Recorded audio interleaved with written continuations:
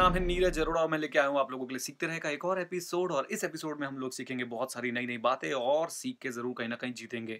आइए देखते हैं क्या है वो बातें। सबसे पहली बात मैं आप लोगों को बताना चाहता हूँ कि सर दिल्ली यूनिवर्सिटी में कोटा की डिमांड चल रही है। कोटा कोटा क्यों चाहिए? कोटा 85% तक कोटा मांग रहे हैं सर। इसलिए मांग रहे हैं क्योंकि सर कह रहे हैं कि दिल्ली यूनिवर्सिटी कट ऑफ बहुत हाई आती है, सीबीएसई मार्क्स बहुत कम देता है। तो सर हमें थोड़ी सी जगह दे दो दिल्ली यूनिवर्सिटी में। बाकी स्टेट वाले भी तो अपने स्टेट स्टूडेंट्स के लिए कोटा रखते हैं, तो दिल्ली वाले स्टूडेंट्स के लिए कोटा क्यों नहीं है? इस बात पे चल रही है चर्चा।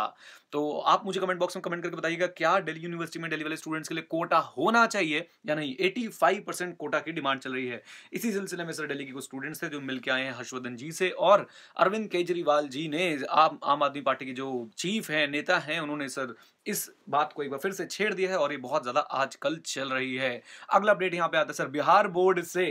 ये तो भाई थमने का नाम ही नहीं ले रहा बिहार बोर्ड का सिलसिला। अभी हमने देखा था कि लगभग 65% बच्चे शायद फेल हुए थे बिहार बोर्ड में। ऐसे लोग जिन्होंने आईआईटी क्लियर कर लिया उन्हें सर साइंस में फेल कर दिया, एक एक दो दो नंबर दिए हैं। और अब ये बात सामने आ रही है कि बिहार बोर्ड के जो पेपर हैं वो चेक कौन करता है। जी हाँ, बिहार बोर्ड के ऊपर चेक कर रही हैं पार्लर, ब्यूटी पार्लर चलाने वाले लोग जिन्हें कोई नॉलेज नहीं है किस चीज की। 12वीं के बच्चों ने सर कॉपियां चेक करी है, 12वीं के बच्चों ने। तो आप ये देखिए कि सर एजुकेशन सिस्टम का हमारे हालात क्या है। अगर कोई बिहार से बच्चा पास होकर आता है तो हम उसे किस नजरों से देखेंगे? ये टॉपर है तो हमें लगेगा पार्लर वाले ने पास कर दिया, 12वीं वाले ने पास कर दिया। And let me tell you, Delhi और बाकी सब जगहों पर भी यही है। मेरे पास इसका एक सॉल्यूशन है। आप मुझे कमेंट बॉक्स में कमेंट करके बताएं आप वो सॉल्यूशन जानना चाहते हैं कि नहीं। मैं अगली वीडियो में सॉल्यूशन आपको बताऊंगा और एकदम फुल प्रूफ सॉल्यूशन है। इससे डेफिनेटली हमारी एजुकेशन जो है वो बहुत ज्यादा सुधरेगी, एजुकेशन सिस्टम जो है बहुत ज्यादा सुधरेगा।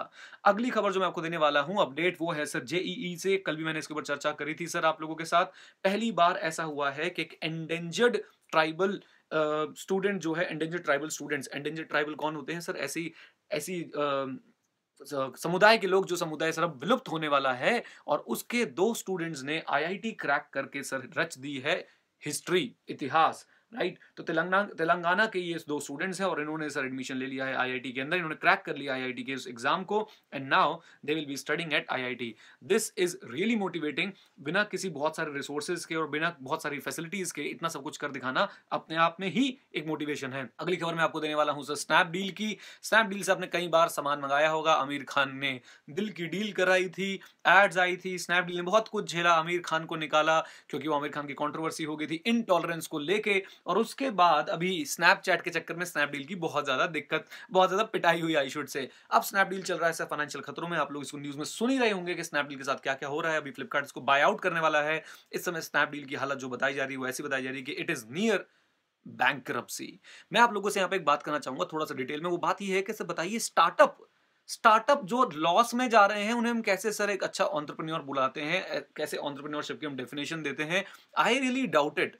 बहुत सारी कंपनीज को मैं देखता हूं जो कंप्लीटली लॉस में, बट फिर भी सर उन्हें बोलते हैं कि ये एंटरप्रेन्योर्स हैं, ये बहुत आगे जा रहे हैं। हर एक रुपए पे 2 रुपए का लॉस हो रहा है तब भी ये हालात हैं सर। और एक बात मैं आपको बता दूं सर, कोई भी स्टार्टअप आइडिया से नहीं चलता। प्रोडक्ट होना जरूरी है, प्रोडक्ट होना जरूरी है, सर्विसेज होनी जरूरी है। आप सिर्फ आइडिया पे अगर स्टार्टअप चला रहे हैं तो आप बहुत जल्दी फ्लॉप हो जाएंगे। फंडिंग के बेस पे कितना स्टार्टअप चलाना वैलिड है सर, मुझे समझ नहीं आता। फंडिंग उठा ली, एडवर्टीजमेंट कर दी, लॉस पे सामान करना शुरू, लॉस पे काम करना शुरू कर दिया, बाद में जाके होता है बहुत ज्यादा पछतावा।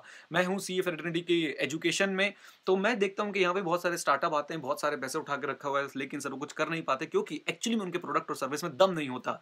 आप क्या सोचते हैं सर इस मुद्दे को लेके? मुझे नीचे कमेंट बॉक्स में जरूर बताइएगा। मेरे हिसाब से तो स्टार्टअप तभी कामयाब है जब प्रोडक्ट अच्छा हो, सर्विस अच्छी हो। फंडिंग ना भी हो तो भी सर आप ग्रोथ कर सकते हैं, लेकिन अगर फंडिंग बहुत सारी और आपका प्रोडक्ट सर्विस अच्छा नहीं है तो आप कुछ नहीं कर सकते। ऐसा मेरा मानना है, मुझे कमेंट बॉक्स में जरूर बताइएगा। लीजिए अब आते हैं सर अगली अपडेट पे, और अगला अपडेट है सर स्वच्छ भारत अभियान को लेकर। नरेंद्र मोदी जी ने स्वच्छ भारत अभियान शुरू किया था और उसके लिए सर उन्होंने एक ऐप भी लॉन्च करी थी, स्वच्छता एमओयूडी ऐप। और सर वो एमओयूडी ऐप, स्वच्छता एमओयूडी ऐप बहुत हिट रही है। उसके वजह से लगभग 10 लाख के आसपास केसेस जो हैं वो सॉल्व हुए हैं। कमेंट बॉक्स में मुझे जरूर कमेंट करके बताइएगा क्या आपने कभी ये ऐप यूज करी है। अगर हाँ तो आपका एक्सपीरियंस के साथ कैसा रहा। 85% क्लेम रिजॉल्व हुए हैं, ऐसा मानना है, ऐसा क्लेम करना है इन लोगों का। अब आते हैं सर मेगा सेल्स पे, GST roll out. Yes, GST आने के चक्कर में मैंने देखा कि हर जगह पे सेल्स लगती जा रही है। खासकर पेटीएम ने भी अपने पेटीएम मॉल जो उनके ऐप के अंदर आता है उसके अंदर जबरदस्त सेल लगाई है। मैंने उस सेल में से कुछ 2-3 चीजें खरीदी हैं और बहुत हैवी डिस्काउंट्स मिल रहे हैं, अप टू 50% तक डिस्काउंट्स मिल रहे हैं television, refrigerator, air conditioner etcetera पे। आप मुझे कमेंट बॉक्स में कमेंट करके बताइएगा क्या आपने ऐसे किसी सेल का फायदा अभी तक उठाया उठाया या नहीं उठाया, और अगर उठाने वाले तो क्या खरीदेंगे आप लोग जरा मुझे बताइएगा, और जरूर उठा लीजिए। बिलीव मी बहुत ही सस्ते में वहां पे सामान मिल रहा है, राइट। और जीएसटी का इंपैक्ट देखने को मिलेगा। बहुत सारे इश्यूज हैं, मैं इस समय टेक्निकलिटीज में नहीं जाऊंगा क्रेडिट से रिलेटेड, इसलिए ये सब लोग बहुत ज्यादा भी डिस्काउंट्स दे रहे हैं। अब आते हैं सर अगले मुद्दे पर, अगला मुद्दा आता है सर डिफॉल्टर्स का। डिफॉल्टर्स बोलते ही आजकल सबसे पहले आपके माइंड में किसकी तस्वीर आती है? मेरे माइंड में तो विजय माल्या की तस्वीर आती है। आप बताइए कमेंट बॉक्स में कि आपके माइंड में किसकी तस्वीर आती है?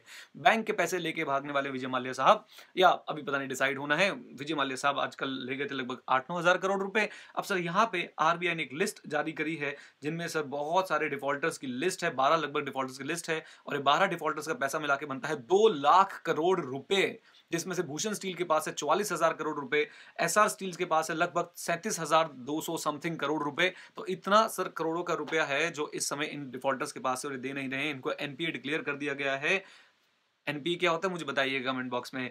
अच्छा, अब यहाँ पे सर आरबीआई ने क्या किया है? आरबीआई ने बोला है कि सर इनके केसेस हम लोग सॉल्व करेंगे as per the resolution of the insolvency and bankruptcy code. ये जो भी नया कोड आया है इसको सर अप्लाई किया जाएगा इन डिफॉल्टर्स के ऊपर और इसका रेजोल्यूशन निकाला जाएगा, राइट। तो ये थी सर आज की बहुत सारी न्यूज अपडेट्स आप लोगों के लिए। आई होप आपने इस एपिसोड को एंजॉय किया तो जरूर इसको लाइक कर दीजिएगा, चैनल को सब्सक्राइब कर दीजिएगा, बेल बटन दबाना मत भूलिएगा, नहीं तो आपके पास कोई नोटिफिकेशन नहीं पहुंचेगी, राइट। और साथ ही साथ सर यूट्यूब की फैमिली बड़ी होती जा रही है, साथ जुड़ने के लिए बहुत बहुत धन्यवाद है, और आगे भी हम लोग बहुत कुछ करने वाले हैं। सीखते रहे कि एपिसोड आपको कैसे लगते हैं, प्लीज मुझे कमेंट बॉक्स में जरूर बताइएगा। और हाँ, सीखते रहें क्योंकि सीखना बंद तो जीतना बंद। जय हिंद।